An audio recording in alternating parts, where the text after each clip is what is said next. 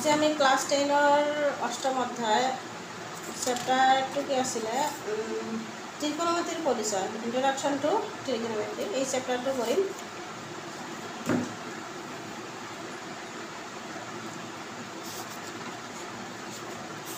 ইয়াতে ত্ৰিকোণমিতিক অনুপাত কেইটাৰ বিষয়ে জানিব লাগিব। তো চ্যাপ্টাৰটোৰ নাম কি আছিলে introduction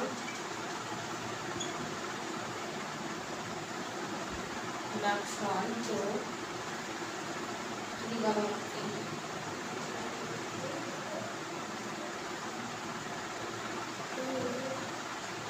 তাৰপিছত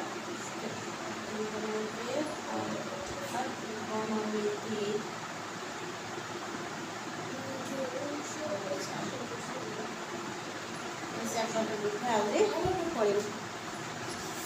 চ্যাপ্টাৰটোৰ ত্রিকোণমিতিক অনুপাত অর্থাৎ অনুপাত কেইটা কি আছিলে সাইন কস টেন কসেক সেক কট এইবিলাকৰ বিষয়ে। তো এইটো এটা কি ফাৰ্ষ্ট আমি এটা লওঁ সমকোণী ত্ৰিভুজ।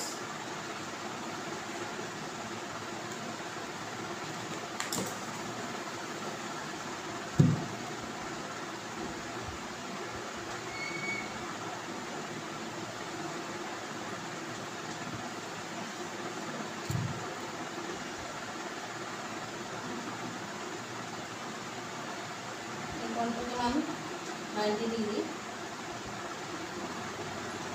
তেতিয়াহ'লে যিটো যদি সমকোণী ত্ৰিভুজ হয় ইয়াৰ নাম দিয়া ধৰা এ বি চি। এইটো কোণ 90 ডিগ্ৰী হ'লে সমকোণী ত্ৰিভুজৰ ক্ষেত্ৰত যিটো কোণ 90 ডিগ্ৰী তাৰ বিপৰীত কোণ বাহুটো কি হয় অতিভুজ বা কৰ্ণ। এইটো হ'ব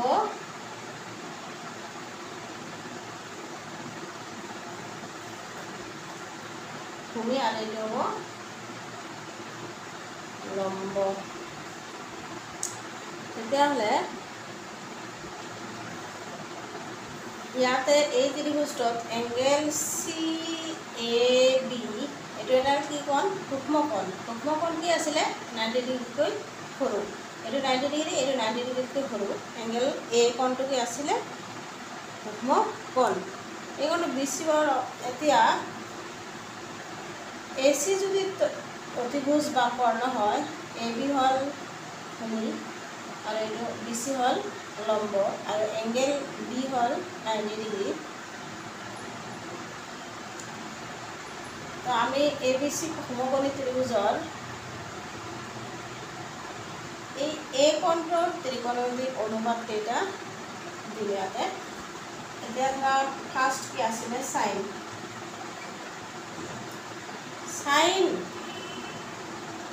এ মানে এংগেল এৰ ক্ষেত্ৰত যদি সাইন এংগেল এৰ ক্ষেত্ৰত আমি সাইনে ওলাওঁ তেতিয়াহ'লে কি হ'ব এইটো এংগেল এ হ'ব সাইন এ কিমান হ'ব B C by A C. B C by A C. B C কি ইয়াতে পি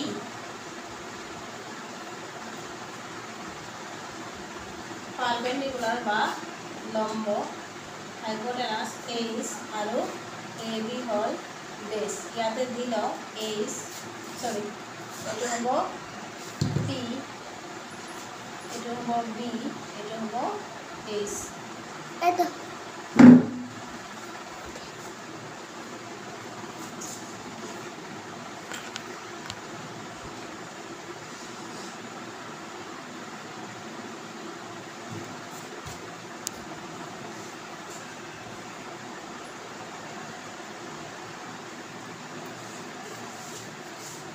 তেতিয়াহ'লে এইটো কি হ'ব B C by A C. B C কিমান পি আৰু এ চি হ'ল এইচ।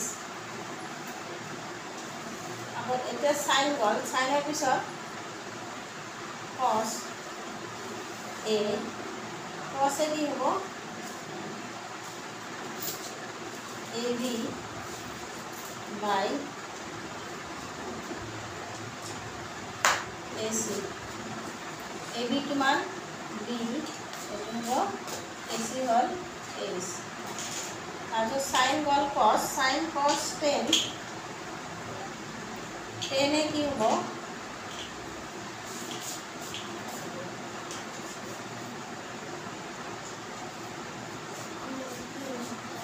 BC মানে কি P আৰু AB মানে হ'ল B P/B ইয়াতে আমি কেইটা পালোঁ তিনিটা বাকী তিনিটা কি হ'ব যেনেকুৱা সাইনৰ উল্টা কছৰ উল্টা সেক টেনৰ উল্টা কট এই তিনিটা পালে আমি বাকী তিনিটা পাই যাম কিন্তু এই বস্তুটো মনত ৰখাৰ এটা সহজ উপায় কি এই ফৰ্মুলা কেইটা যেনেকুৱা P/H সাইন কি আছে সাইন কি হয় P/H cos হয় B/H আৰু tan হয় P/B এই কেইটা আমি কেনেকৈ মনত ৰাখিম এটা সহজ উপায় এটা ইংলিছত মই হাৰি দিছোঁ এইটো মনত ৰাখিলে এই বস্তুটো আমি সহজে মনত ৰাখিব পাৰিম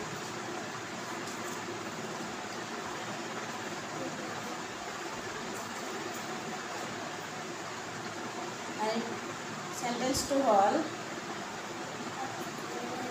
some people have come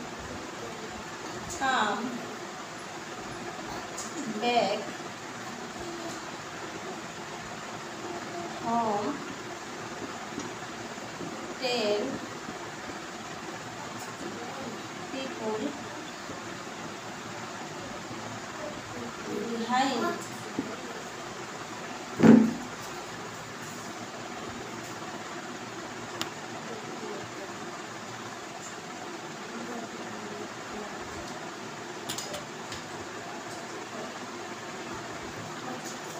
some people have come back home 10 people behind এই সেন্টেন্সটো মনত ৰাখিলে আমি ইয়াৰ পৰা এইকেইটা বস্তু মনত ৰাখিব পাৰিম সামত কি হ'ব sign some people have P/H some people have কামৰ পৰা আমি কি ল'ম cos ল'লে come back home বেকৰ পৰা আমি B ল'ম আৰু হোমৰ পৰা H ল'ম B/H তাৰপিছত আহিল 10 people behind 10ৰ T 10 peopleৰ আমি P ল'ম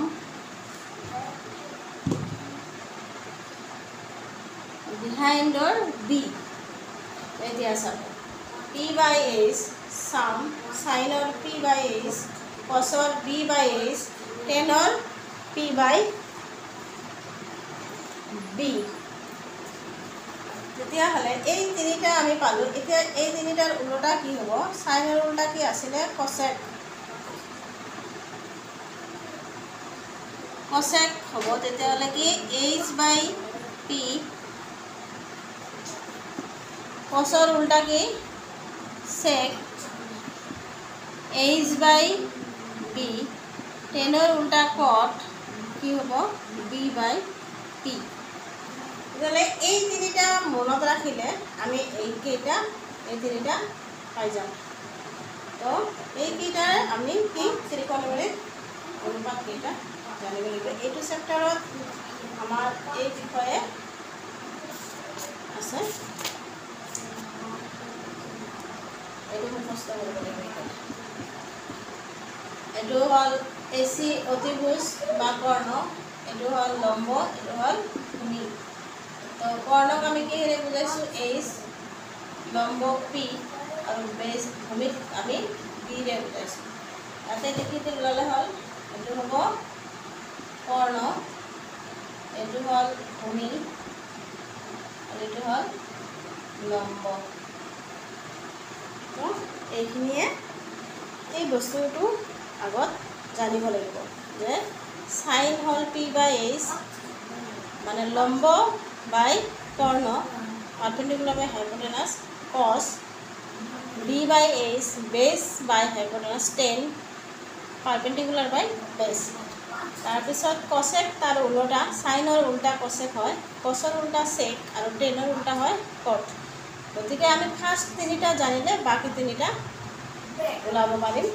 কিন্তু এই চেণ্টেন্সটো মনত ৰাখিব, some people have come back home 10 people behind।